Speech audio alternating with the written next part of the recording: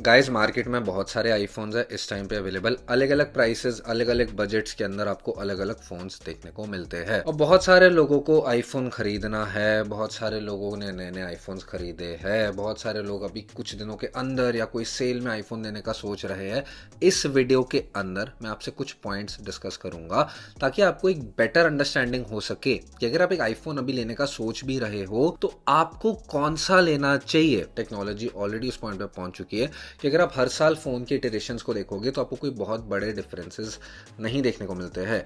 वो धीरे धीरे एडअप हो जाते हैं। अगर आप 11 से 12 पे आओ, 12 से 13 पे आओ, 13 से 14 पे आओ, फिर 14 से 15 पे आओ, तो वो धीरे धीरे धीरे थोड़े थोड़े डिफरेंसेस एडअप करके 15 में काफ़ी आपको डिफरेंसेस देखने को मिलेंगे 11 के कंपैरिजन में।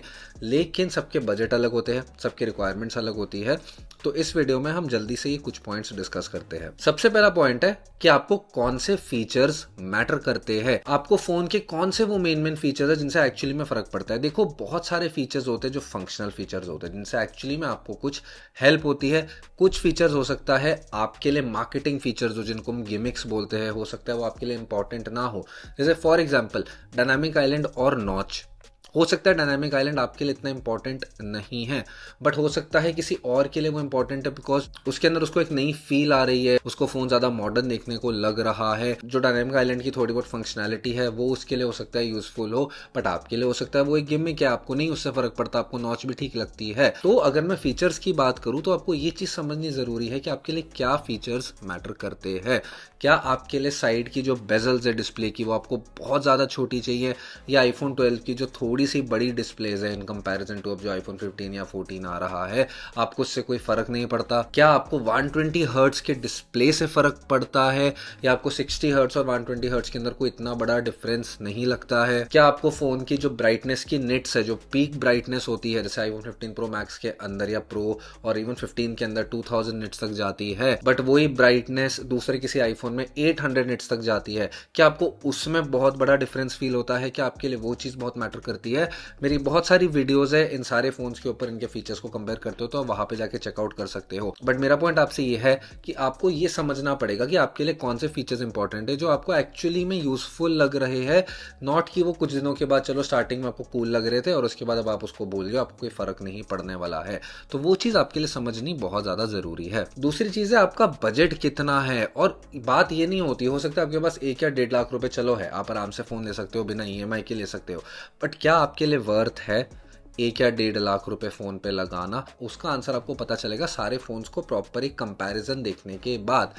आईफोन 12, 13, 14, 15 या iPhone 12 pro, 13 pro, 14 pro, 15 pro, इन सब के बीच में जब आप प्रॉपर डिफरेंसेस और कंपैरिजन अच्छे से देखोगे तो आपको पता चलेगा कि आपके लिए वर्थ है 1.5 लाख का फोन लेना, या आपका वही काम एक 40 या 50 हजार के आईफोन में हो जाएगा। इवन अगर आपके पास, जैसे मैंने कहा, कि पैसे पड़े हुए हैं और अगर आपके बजट कंस्ट्रेंट है, आपके पास पैसे नहीं पड़े हुए, तो आपके लिए पॉइंट बहुत ज्यादा इंपॉर्टेंट है कि क्या आपके लिए वर्थ है आईफोन 13 के ऊपर 10,000 ऊपर डाल के आईफोन 14 लेना, या आईफोन 14 के ऊपर अराउंड 15-20 हजार रुपए एक्स्ट्रा डाल के आईफोन 15 लेना। वो चीज आपको तभी पता चलेगी जब आप एक अच्छे से रिसर्च करोगे, आप अच्छे से इन फोन्स के बीच के डिफरेंसेस को समझ पाओगे, तो आपको पता चल जाएगा कि क्या एक 5 या 10 हजार रुपए भी एक्स्ट्रा लगाना आपके लिए वर्थ है अपने बजट के ऊपर।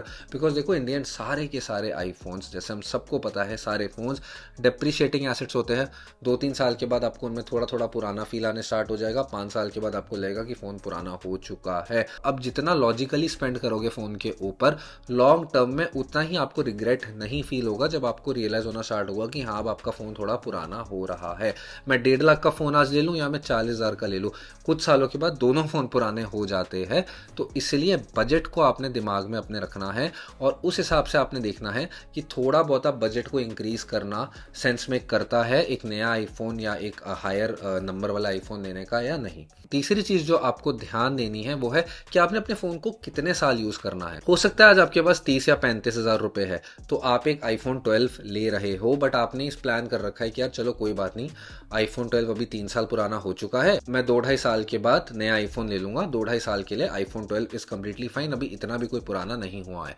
बट अगर आज आप आईफोन 12 ले रहे हो ये सोच के कि आपने उसको 5-6-7 साल चलाना है, तो आपको थोड़ा सा सोचना पड़ेगा कि क्या सेंस मेक करती है ये चीज। बिकॉज आईफोन आईफोन 12 देखो 4-5 साल के बाद तो काफ़ी आपको पुराना फील होना स्टार्ट हो जाएगा। अगर मैं एक सिंपल सी बात करूँ तो अगर आपने 5 या 6 साल अपना फ़ोन चलाना है तो आपको एक नया वेरिएंट लेना चाहिए आईफोन का, कोई बहुत पुराना वाला वेरिएंट नहीं लेना चाहिए। हो सकता है अभी आपके पास फाइनेंशियली बजट कम है, 2-2.5 साल के बाद आपको लग रहा है कि हाँ चलो तब तक मेरी फाइनेंशियल सिचुएशन बेटर हो जाएगी, तब मैं नया आईफोन ले लूँगा, तो आप एक सेकेंड हैंड आईफोन को भी अभी कंसिडर कर सकते हो, बिकॉज आपने टेम्पररी ही यूज़ करना है। देखो 2 साल एक बहुत ही नॉर्मल सा टाइम होता है, उसको हम ये नहीं कह सकते क्योंकि वो कोई बहुत ज़्यादा लंबा टाइम होता है।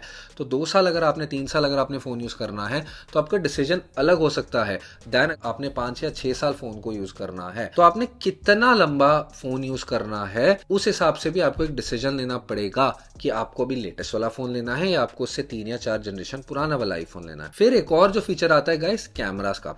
अगर आप कैमरास को देखो तो अगर मैं आईफोन 11 से लेके आईफोन 15 तक की बात करूं तो थोड़ा थोड़ा इंप्रूवमेंट्स करते करते कैमराज में ओवरऑल काफ़ी इंप्रूवमेंट्स आपको आपके आईफोन्स में देखने को मिल रही है। बट इसका मतलब ये नहीं है कि एक आईफोन 11 या एक आईफोन 12 का कैमरा अच्छा नहीं है।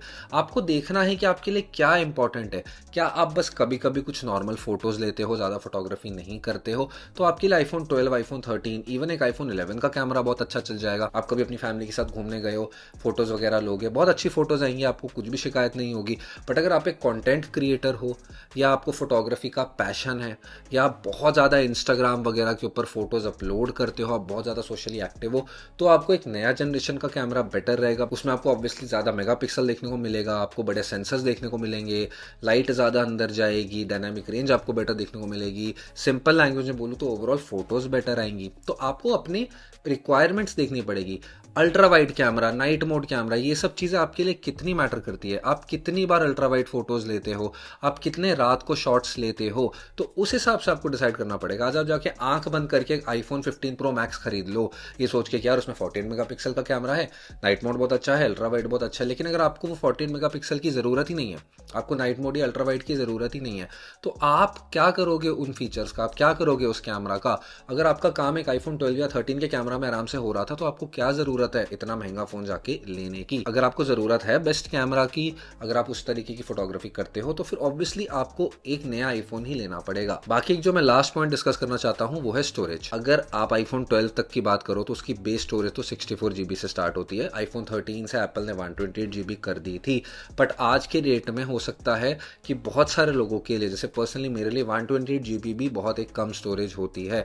आप कितनी फोटोज़ लेते हो, आप कितनी ऐप्स अपने फ़ोन में रखते हो, आपने कितने साल फ़ोन को यूज़ करना है, वो सब चीज़ें डिटरमाइन करेंगी कि क्या आपको 10,000 ऊपर डाल के फॉर एग्जांपल एक 128 GB की जगह 256 GB वेरिएंट का आईफोन लेना चाहिए या नहीं लेना चाहिए, या वो 10,000 रुपये बचा लो तो आपके लिए ज़्यादा वर्थ इट है, बिकॉज आपने 128 GB को भी कभी फुल नहीं करना है। अब देखो गाइस, मैं एक वीडियो ज़रूर बनाने वाला हूँ जिसके अंदर मैं सारे आईफोन्स जो अभी मुझे लगता है लोग कंसिडर कर रहे हैं खरीदना, उस पर मैं गाइड बनाऊंगा ताकि आपको 2024 की गाइड अच्छे से मिल जाए कि आपके बजट के हिसाब से, आपके रिक्वायरमेंट्स के हिसाब से आईफोन 11, 12, 13, 14, 15, 15 प्रो, 15 प्रो मैक्स, इन सारे आईफोन्स में से आपको कौन सा आईफोन लेना चाहिए। बट मैं उम्मीद करता हूं कि जो कुछ पॉइंट्स मैंने आपसे शेयर करे हैं इससे आपको एक रिसर्च करने में, एक अंडरस्टैंडिंग करने में कि आपके लिए कौन सा आईफोन लेना आज के टाइम पे वर्थ है और कितना पैसा स्पेंड करना एक पर्टिकुलर मॉडल पे वर्थ है, आपको कुछ एक हेल्प हुई हो। अगर आपको वीडियो अच्छी लगी तो प्लीज़ लाइक और सब्सक्राइब कीजिएगा। मिलते हैं अगली वीडियो में। वीडियो देखने के लिए शुक्रिया दोस्तों।